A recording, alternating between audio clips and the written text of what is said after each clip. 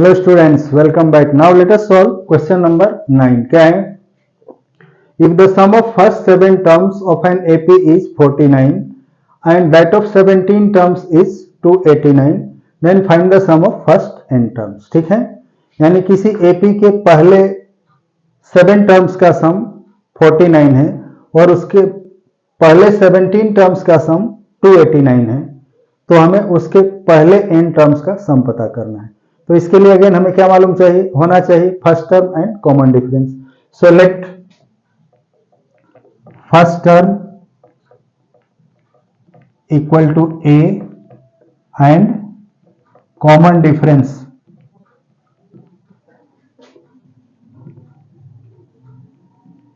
Equal to d। First term a हो गया, common difference d हो गया, देन क्या हो जाएगा? क्या गिवन है? S7, this is given as 49 and दूसरा चीज क्या गिवन है? S17 equal to 289। ये दो चीजें हमें मालूम है। ठीक है, अब क्या है? सिंस S7 इक्वल टू क्या है? 49, दैट मीन्स 49 इक्वल टू क्या हो जाएगा? 7/2, n/2 into 2a plus n की जगह 7 - 1 इंटू d इक्वल टू 49 है, और इन दोनों को इधर लाएंगे तो क्या हो जाएगा? और 49 इंटू 2/7 इक्वल टू इधर 2a प्लस 6d हो जाएगा।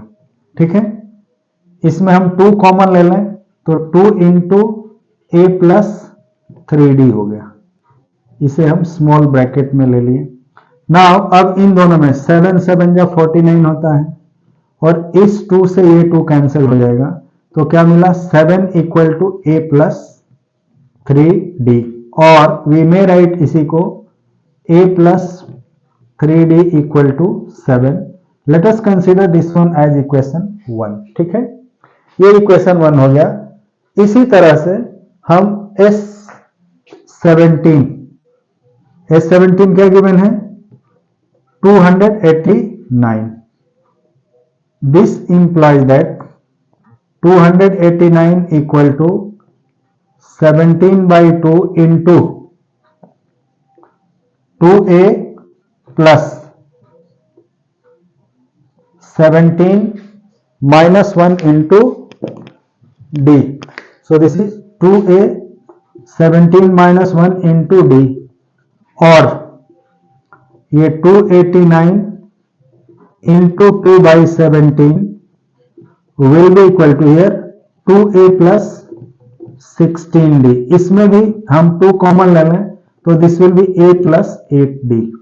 ठीक है, अब ये 17 into 17 289 होता है, और इस 2 से ये 2 डिवाइड हो जाएगा, कट जाएगा, तो 17 इक्वल टू क्या मिला? a plus 8d।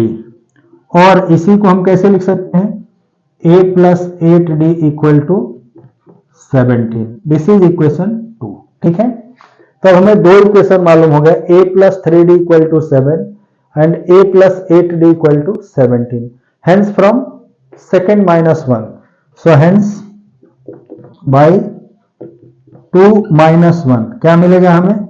सेकेंड से फर्स्ट को माइनस करेंगे तो a और a कैंसिल हो जाएगा। 8d minus 3d that is equal to 5d equal to 17 minus 7 that is 10, और d equal to 10/5 that is equal to 2।